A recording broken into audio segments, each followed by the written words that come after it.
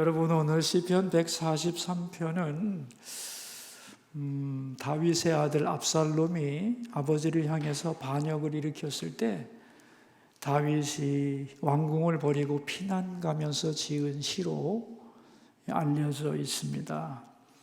다윗에게는 아들들이 많았는데 그 중에서도 가장 다윗이 사랑하고 마음에 자랑스러워했던 아들이 있어요. 압살롬. 성경에도 나옵니다만 압살롬은 인물이 얼마나 좋은지 이스라엘에서 그와 비교할 사람이 없다고 그랬어요. 그리고 성격이 아주 치밀하고 용의주도하고 자기 감정을 잘 절제하는 사람으로 표현되어 있어요.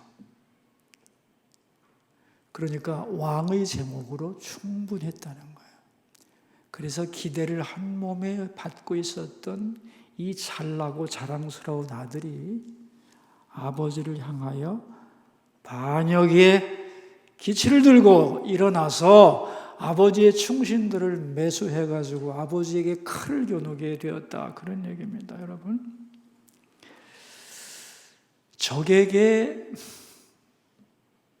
나라를 빼앗기는 것도 수치스럽고 더 수치스러운 것은 신하들에게 반역을 당하는 거거든요. 근데 가장 얼굴을 들 수 없는 것은 자기가 사랑하며 길렀던 사랑하는 자식에게 왕위를 빼앗긴다는 것은 최고의 수치입니다, 여러분. 얼굴을 들 수가 없는 거예요. 이 다윗의 마음이 이 압살롬의 반역으로 인하여 왕궁을 떠날 때의 다윗의 마음이 얼마나 처참했는가를 상상을 해보면 좀 기가 막히는 겁니다. 내가 맞아서, 내가 쫓겨나서도 참 힘들지만은 어쩌다 내 자식이 이 모양 이 꼴이 됐을까? 어떻게 지 애비한테 칼을 겨누는 인간이 되었을까? 이걸 생각하면 그야말로 가슴이 찢어지는 거죠. 이 꼴을 보더니 차라리 내가 죽는 게 나은데, 그런 생각을 부모라면 다 했을 거라고 생각합니다. 그래서 이 자식에게 반역당하여 쫓겨가는 다윗의 이 사건은 인간 세상에서 만날 수 있는 가장 큰 비극이 아닌가 그렇게 생각을 합니다. 그런데 다윗은 이 엄청난 사건을 어떻게 받아들이고 어떻게 해결해 가는지를 오늘 본문에서 우리가 발견하고 다윗의 신앙과 영성이 뭔가를 배우는 시간이 되면 참 좋겠다 생각을 합니다. 먼저 다윗은 고난 속에서 무엇을 보았느냐 하면은 세상의 불의함을 보았어요. 참 세상 다 썩었다. 애비한테 칼 겨누는 자식이나 충신인 척하다가 거기에 들러붙어가지고 살아있는 왕을 향하여 반역을 일으키는 신하들이나 그들을 보면 참 세상 엉망이라는 걸 금방 알 수 있죠, 그죠? 근데 여러분, 세상이 다 그런 것만은 아니죠. 다른 모습도 있는 거예요. 정말 세상을 지배하는 원리는 무엇일까? 1절에 나오죠. 1절에 여호와여 내 기도를 들으시며 내 간구에 귀를 기울이시고 주의 진실과 의로 내게 응답하소서. 여기 진실과 의라고 하는 말이 나옵니다. 그러니까 다윗은 세상의 불의를 보면서도 불의가 다가 아니라는 거예요. 불의가 있고 참 이해할 수 없는 모순이 많지만 그래도 이 세상의 삶의 원칙은 뭐냐? 진실과 공의라는 거예요. 그러니까 슬픈 어두운 부분을 보면서도 밝은 부분도 잊지 않고 있다. 그렇게 생각하면 될 겁니다. 세상을 다스리는 원칙이 뭐냐? 진실과 공의라는 거예요.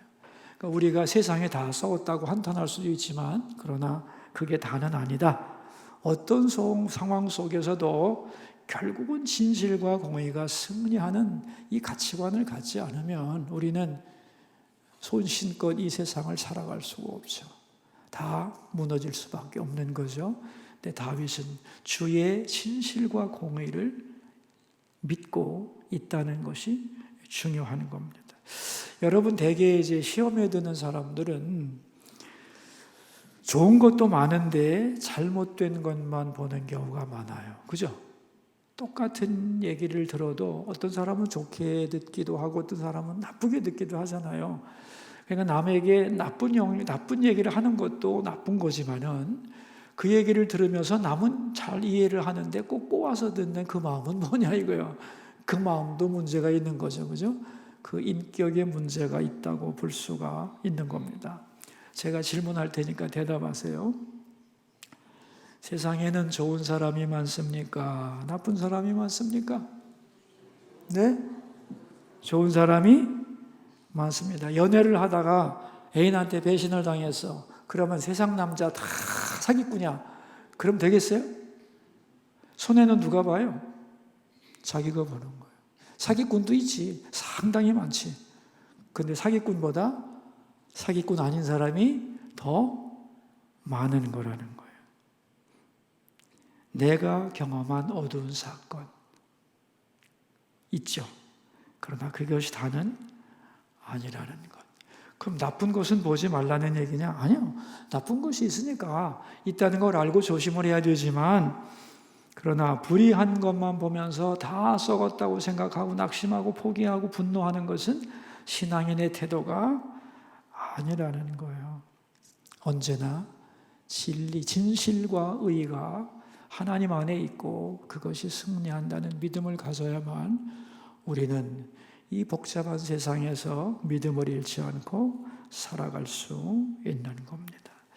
자, 두 번째는 다윗은 자기도 고난을 당하고 있는 억울한 상황이지만은 자기도 죄인이라는 걸 인정하고 있어요. 이게 굉장히 균형 잡힌 시각인데 2절 말씀을 한번 볼까요? 2절. 주의 종에게 심판을 행하지 마소서. 주의 눈앞에는 의로운 인생이 하나도 없나이다 그랬어요. 다른 사람 때문에 내가 고통을 당할 때에 우리는 그 사람과 나와의 관계만을 생각하게 돼요. 다시 말하면 저 인간 정말로 나쁜 인간이다. 왜? 나한테 잘못하니까. 그렇게 생각하는데 상대방의 불의만 보면서 하나님과 나와의 관계를 잃어버릴 때가 많다 그런 얘기입니다. 다시 말하면 상대적 의에 붙잡히게 되면, 즉 너와 나와의 관계 속에서만 생각하게 되면 저 인간이 나쁘니까 나는 의로운 인간이 되는 거잖아요. 그죠? 물론 저 사람보다 내가 조금 더 의로울 수는 있는데 문제는 뭐냐 하면 저 사람이 나쁜 일을 하니까 나쁜 인간인데, 그렇다면 나는 하나님 앞에 흠이 없는 인간이냐고 물으면 대답이 뭐예요? 네? 나도 죄인이죠. 그러니까 압살롬이 정말로 못된 짓을 하는 악한 인간인데 다윗은 아들한테 잘못한 게 없습니다. 그러나 하나님 앞에서 다윗은 죄인입니다. 그죠?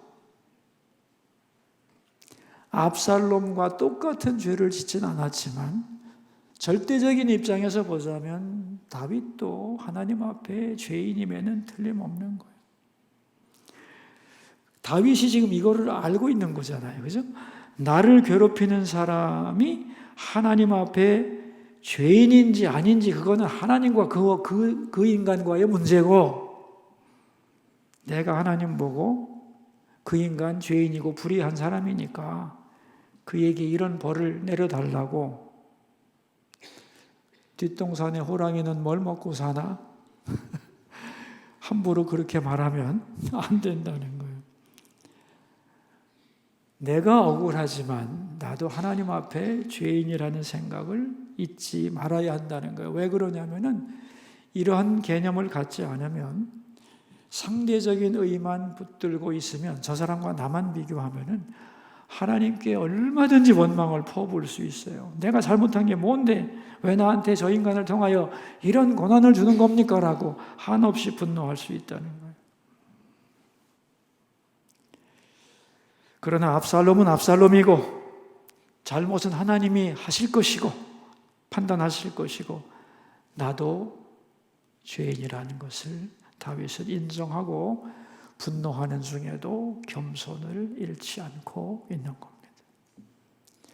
자, 세 번째 이슈는 뭐냐 하면은 지금 아들의 반역은 처절한 현실 문제죠. 그죠?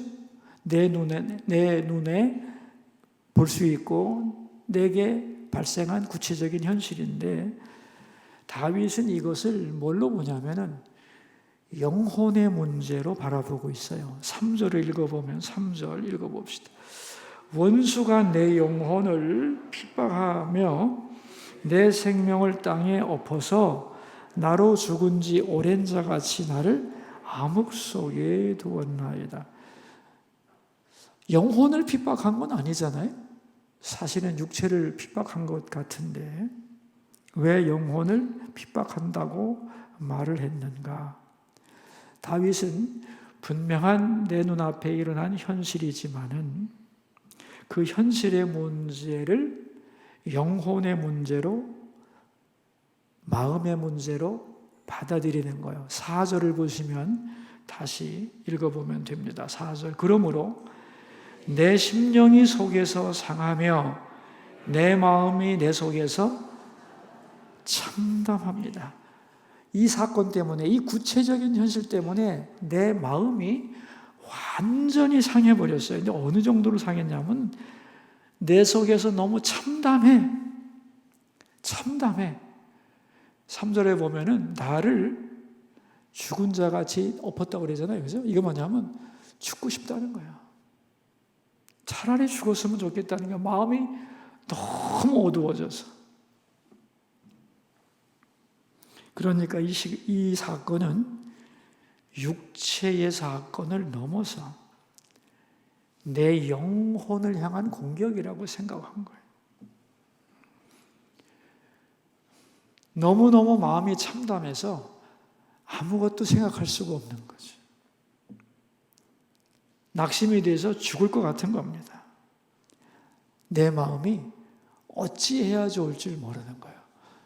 마음이 갈 곳을 잃은 거지. 그러고 보니까 그런 유행가도 있네. 내 마음 갈 곳을 잃어. 최백호 씨의 노래인가 뭐 그런 거 있어요. 여러분, 우리가 보이는 길을 잘 가다가 길을 잃어버리면 미아가 되는 거거든요. 근데 보이는 길보다 더 무서운 길이 뭐냐면 마음의 길이에요. 마음의 길. 내 마음을 어디에 둘지 모르게 되면은 이게 마음의 미아가 되는 건데, 마음의 미아가 되면 인생 끝나는 겁니다. 내 마음을 어디다 둘지 모르고 내 마음을 잡지를 못하고 통제를 못하는 거예요. 죽고 싶은 마음을 이길 길이 없는 거예요. 너무 참담해서. 그러니까 지금 제일 중요한 건 뭐냐면 아들의 반역 사건이 어마어마하게 큰 사건이지만 지금 다윗에게 있어서는 그 문제가 중요한 게 아니라 그 문제 때문에 자기 마음이 죽고 싶은 거예요. 근데 이 마음을 극복할 길이 없는 거예요. 그러니까 이게 구체적인 현실보다 더 중요한 게 뭐냐면은 그 문제를 당한 내 마음을 내가 통제할 수 없는 게 더 심각한 문제라는 거예요. 어떻게 생각하세요? 맞아요? 그러니까 여러분 한번 이렇게 생각해 보세요. 발생한 문제가 큰 겁니까? 아니, 발생한 문제가 큰 것이 문제입니까? 아니면 그 문제에 대한 내 마음의 반응이 큰 것이 문제입니까? 뭔가 말은 되는 것 같죠? 꼬인 것 같아도 뭔가 말은 되잖아. 그죠? 발생한 문제가 심각한 것도 문제지만 그 문제 때문에 내 마음이 어쩔 줄 몰라 하는 게 더 큰 문제라는 거예요. 지금 다윗이 그 말을 하고 있는 거예요. 호랑이에게 물려가도, 예? 호랑이에게 물려가도 정신만 차리면 산다. 그게 무슨 얘기예요? 호랑이에게 물린 사건이 얼마나 큰 사건이에요. 그죠? 근데 그보다 더 중요한 게 뭐라는 거예요? 내 마음을 잃어버리지 않아야 된다. 예? 마음을 잃어버리면 안 된다. 근데 여러분 한번 생각해 보세요. 어찌됐든 압살롬이 아버지를 향해 반역 사건을 일으킨 것이 큰 사건이고 일어나서는 안 될 사건 같지만 어찌됐건 일어났잖아. 그죠? 그러면은 하나님이 허락한 걸까요? 아닐까요? 예? 하나님의 손 안에 있는 거잖아요. 그죠? 아닌가? 어찌됐건 원하건 원하지 않았건 그것도 하나님이 막았으면 못할 거 아니야. 하나님의 손 안에 있는 사건이야. 그러면 내가 어떻게 반응해야 되겠어요? 그 문제를 바라보고 낙심하고 분노하고 길길이 날뛰다가 확 죽어버리든가 나자빠지면 되겠어요? 아니에요. 그 문제로부터 내 마음을 분리시켜서 탈출해서 내 마음을 어디에 둬야 되느냐? 하나님께 둬야 되는 거예요. 그래야 우리는 마음의 미아가 되지 않을 수 있습니다. 마음의 미아가 되면 안 되기 때문에. 그러니까 우리가 어디서부터, 다윗이 어디서부터 구원을 받고 싶으냐 하면은 반역 사건으로부터 구원받는 것이 아니에요, 사실은. 내 마음의 낙심으로부터 구원받고 싶은 거예요. 여러분, 예를 들면 이렇게 한번 생각해 보세요. 내가 사업을 하는데 돈을 잃어버려서 엄청난 돈을 손해봤어요. 그냥 미칠 것 같고 죽고 싶어요. 그러면 그 돈 문제를 회복하는 게 먼저입니까? 돈 문제 때문에 죽고 싶은 내 마음이 회복이 먼저입니까? 예? 마음이요. 그 마음 관리가 그렇게 중요한 거예요. 그래서 구체적인 현실적 사건이지만 다윗은 하나님 앞에서 내 마음의 문제로 보는 거예요. 내 영혼의 문제로 보고 이 처절한, 그러니까 아무것도 생각할 수 없는 이 막막하고 참담함 속에서 내 마음이 그럼 어떻게 되냐? 문제 속에 막 빨려 들어갈 거 아니야, 그죠? 그잖아요. 그 문제만 생각하면 죽고 싶은데. 근데 거기서 내 마음을 잘라내서 내 마음을 어디로? 하나님께로 올리는 거예요. 하나님께로. 이게 문제 탈출의 방법인데, 그죠? 그 문제를 해결하려고 들어가기 시작하면 끝이 없어요. 그래서 그 문제로부터 내 마음을 분리시켜서 그 문제는 하나님께 맡기고 내 마음이 거기서부터 벗어나기를. 그래서 하나님께로 올리는 거예요. 그 방법이 뭐냐? 내 마음을 사건 속에서 분리시켜서 하나님께로 올리는 방법이 뭐냐? 그게 5절입니다. 5절.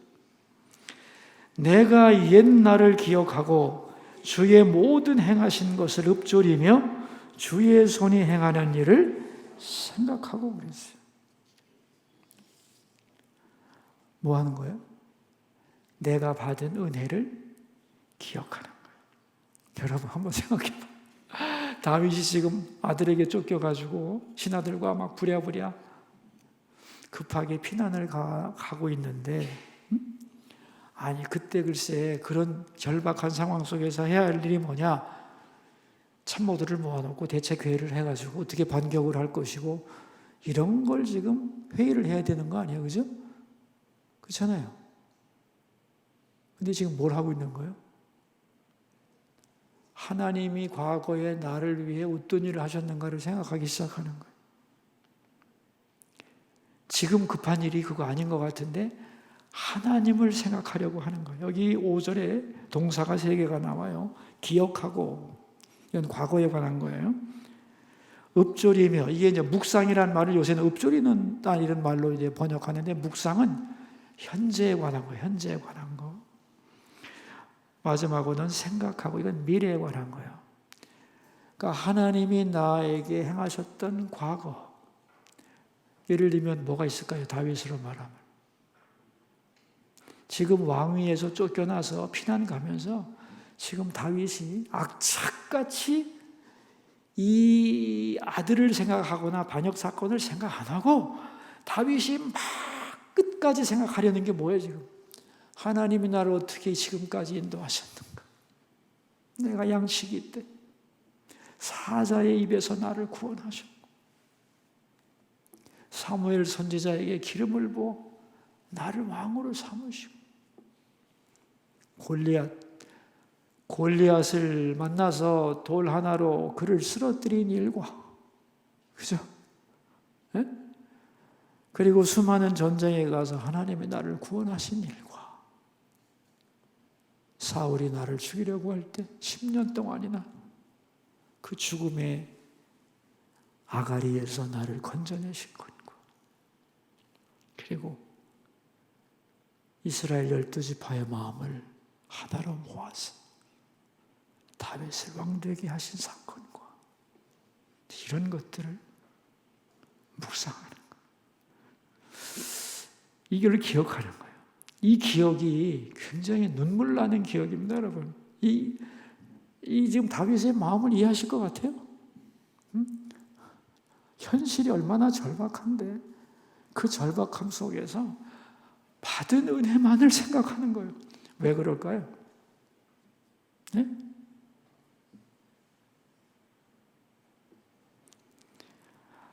하나님으로 내 마음을 채우려고, 하나님께로 내 관심을 집중시키려고. 그래, 맞아. 내가 내 힘으로 살았나? 내가 살 것을 살았나? 오늘까지 하나님 은혜로 살아왔는데 앞으로도 하나님 은혜로 살 수 있겠지. 왕이 그게 다 뭐라고? 내가 원래 왕이었나 뭐? 하나님이 내려놓으라 하면 내려놓는 것이 뭐. 밀어넣다. 나에게 필요한 것은 하나님 한 분이다. 오 하나님, 이 속에서 내가 하나님을 잊지 않기를,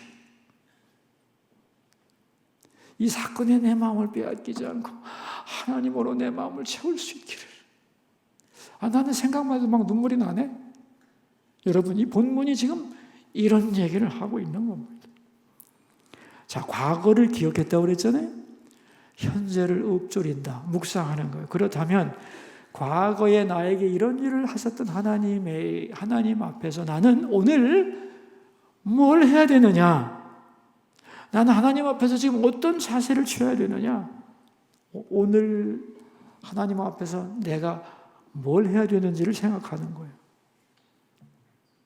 더 나아가서 그럼 앞으로 이 사건은 어떻게 될 것인가를 미래에 대하여 생각하는 거죠. 아니, 문제는 해결하지 않고 의미를 알아서 뭐 하자는 거야? 그렇게 질문할 수 있는데 아닙니다, 여러분. 과거를 기억하고 현재를 묵상하고 미래를 알게 되면은 아무리 힘든 일도 이겨낼 수 있어요. 인내할 수 있는 거예요. 소망 중에 기다릴 수 있는 거예요. 그 사건의 늪에서 빠져 죽지 않을 수 있는 거예요. 그래서 다윗은 자기에게 이 행하신 하나님의 놀라운 일을 기억하면서 마음이 이 엄청난 사건으로부터 분리돼서 하나님과 연합하게 돼요. 기가 막힌 거지, 이게, 그죠? 네.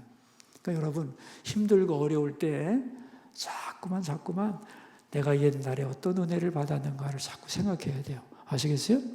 그러면 그 속에 안 빠져요. 하나님과 자꾸 내가 연결이 돼. 영이신 하나님과 연결되면 가라앉지 않는 거예요. 네? 사건이 어둡고 무거운데 그거 생각하면 빠져 죽는데, 영이신 하나님의 하신 일을 자꾸 기억하다 보면 내 마음이 그리로 가가지고 이 늪에서 빠지지 않고 둥둥 떠 있을 수 있는 거예요. 그럼 여러분에게 하나님이 행하신 놀라운 일은 뭐예요? 다 있죠? 나는 아무리 생각해도 없어. 그럼 큰일 아니야, 그거, 그죠? 그렇게 아무것도 하나님이 나를 위해 한 일이 생각이 안 나면은 모든 사람에게 하나님이 행하신 가장 큰 일이 있어요. 그거는 어떤 일보다 더 큰 거예요. 그게 뭐라고 생각해요? 네? 대답을 하나 한번 보자, 내가. 여러분, 하나님이 나에게 생각할수록 은혜를 베푸신 일이 새록새록 많지만 그거 다 지우고 딱 하나 말하라고 그러면 뭐라고 말하시겠어요? 그렇습니다. 십자가 사건이에요. 십자가 사건. 그보다 더 큰 사건이 있어요? 아니야. 독생자를 주셨는데? 예수님 자신이 나를 위해 죽었는데 그보다 더 큰 나를 위한 사건이 뭐가 있어요? 그죠? 그러니까 낙심되고 아무리 낙심된 일이 있어도 뭐를 묵상하면 된다는 거예요? 뭘 기억하면 된다는 거예요? 예? 십자가 사건을 생각하면 되는 거예요. 십자가 사건. 예? 아니 죄인된 우리에게 아들까지 주시니까 예? 무엇을 주시지 않겠냐 말이에요. 그죠? 왜 우리를 돌보시지 않겠느냐? 그런 겁니다, 여러분. 예? 그래서 다윗은 하나님이 내게 하신 일을 기억하고 읊조리고 생각했다는 거예요.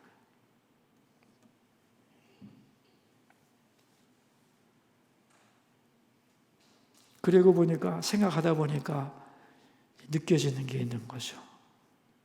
의미가 있다고 생각을 하게 되는 거죠. 그 심리학에 로고 테라피라는 게 있어요. 의미요법이라고 하는 건데 이게 이제 어디서 나온 거냐면은 2차 대전 때 유대인들이 그 아우슈비츠에서 무지하게 죽잖아요. 그죠? 그 수없이 죽어가는 사람들을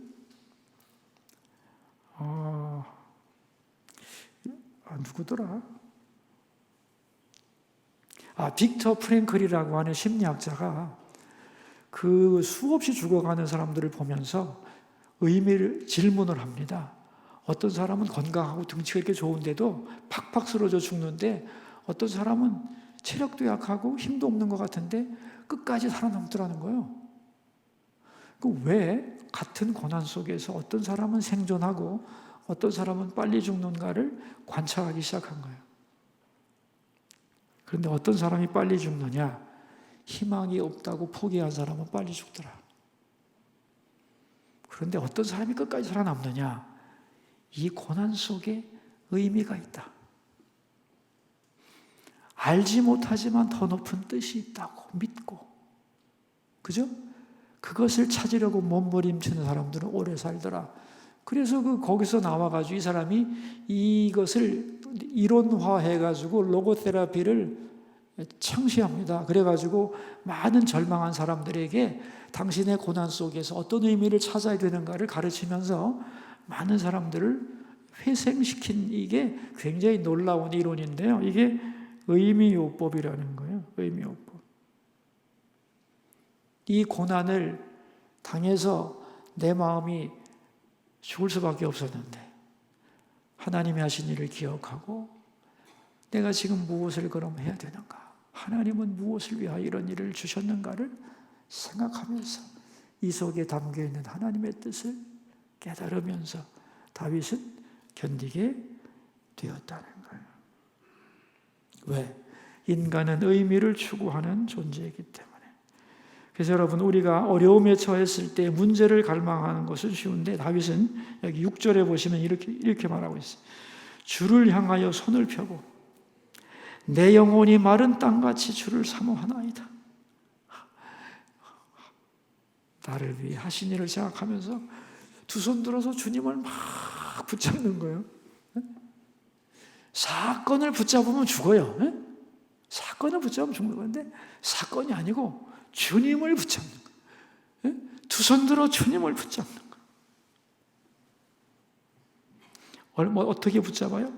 마른 땅같이 주를 마른 땅이 물을 사모하듯이 조심하고 찾는 거예요.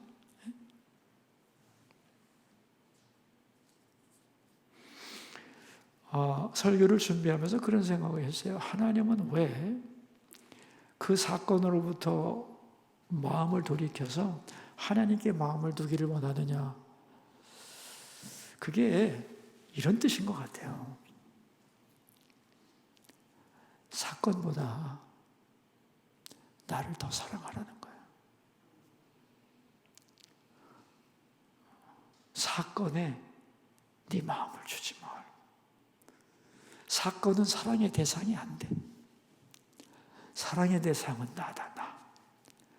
네 마음을 이 위기 속에서도 나한테 가져와야 된다는 거예요. 그래야 네가 산다는 거예요. 그래서 네 마음을 나에게 돌리라는 거예요. 그래서 이제 다윗은 자기의 사랑을 그렇게 고백하는 거죠. 하나님을 향한, 세상의 어떤 문제보다도 하나님을 더 사랑하는 마음으로 하나님이 하신 일을 기억하고 묵상하고 두 손을 들어 하나님을 부르짖고 그랬다.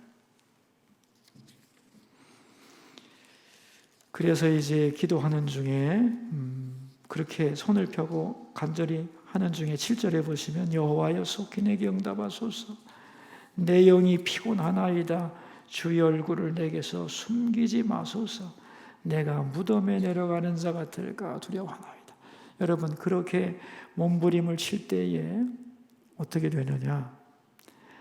우리가 하나님의 얼굴을 보게 되는 거죠. 그죠? 주의 얼굴을 내가 보게 되는 것이고, 그렇게 밤새 기도하다가 다윗은 8절에 보시면 아침에 나로 하여금 주의 인자한 말씀을 듣게 하소서. 글쎄 이것을 시적으로 표현한 거라고 생각하는데 밤새 그렇게 부르짖어 기도하다가 아침이 되어서 주님의 음성을 들은 거죠. 정말 죽을 것 같았는데 밤새 마음을 하나님께 두고 하신 일을 기억하고 감사하고 찬양하고 두 손 들어 하나님을 붙잡고 그러면서 아침에 인자한 말씀을 들었어요. 그 인자한 말씀의 내용이 뭔지는 모르지만 내가 너와 함께 있다고 하셨는지, 내가 알고 있다, 내가 해결할 거다라고 하셨는지, 아무튼 다윗이 들어야 할 주의 음성을 마음으로 들은 거죠. 그래서 그 결과가 뭐냐? 8절 끝에 보면은 내가 다닐 길을 알게 하소서. 이제 어떻게 행해야 되는지를 알게 하시고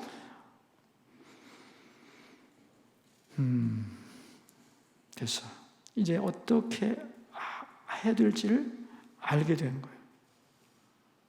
그 다음에 10절에 보시면 주는 나의 하나님이시니 나를 가르쳐 주의 뜻을 이제는 알았으니까 행하게 해달라.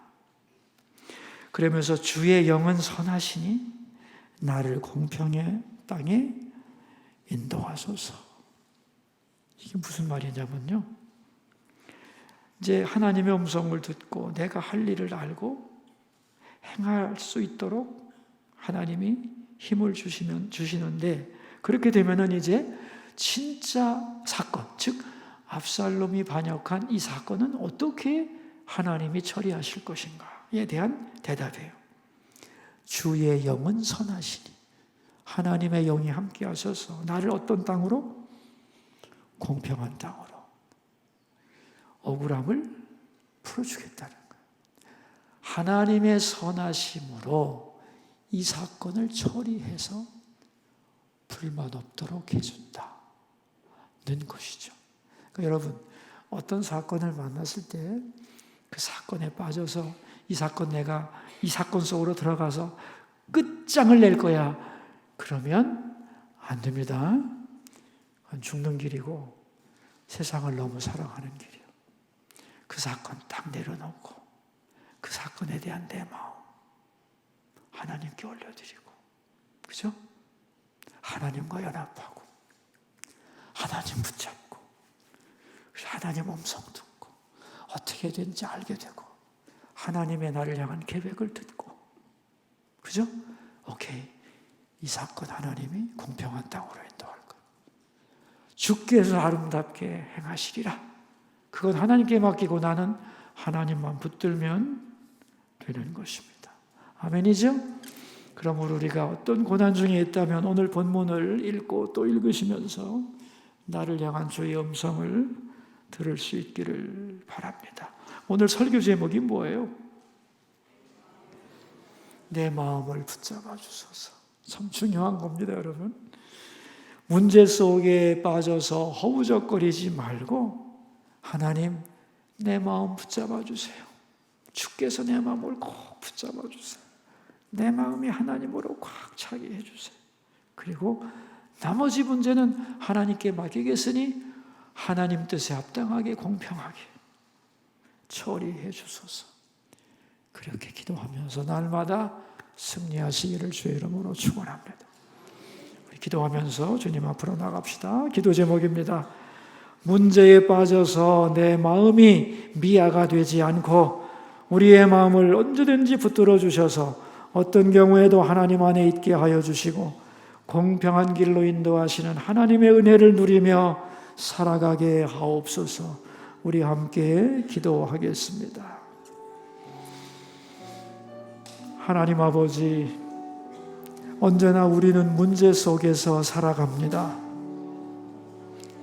그 문제 속에 빠져서 낙담하고 좌절하고 분노하고 어떻게 해서든지 그 문제를 풀어보려고 몸부림을 치지만, 그러나 우리 믿음의 선배들은 그렇게 살지 않았습니다.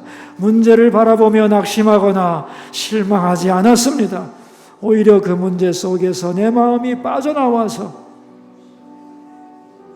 하나님께로 가기를 갈망했습니다. 내 마음이 미아가 되지 않도록, 내 마음이 하나님으로 채워지도록 몸부림쳤습니다. 문제를 붙잡지 않고 하나님을 붙잡았습니다. 그렇게 하나님으로 채웠을 때 그 문제는 하나님의 손에 붙들려서 공평하게 해결될 것을 믿었습니다.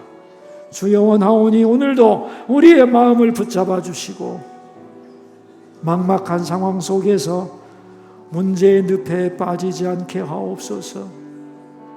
믿음의 길로 행하게 하시고, 그렇게 하나님을 목말라 하는 중에 인자한 음성을 듣게 하시고 어떻게 행할 것인가를 깨닫고 그 길로 행할 수 있도록 우리를 붙들어 주옵소서. 오늘 오케스트라 팀에게 복 주셔서 그들의 연주가 언제나 하나님께 영광 돌리는 연주가 되게 하시고, 내일부터 중고등부 수련회가 있습니다.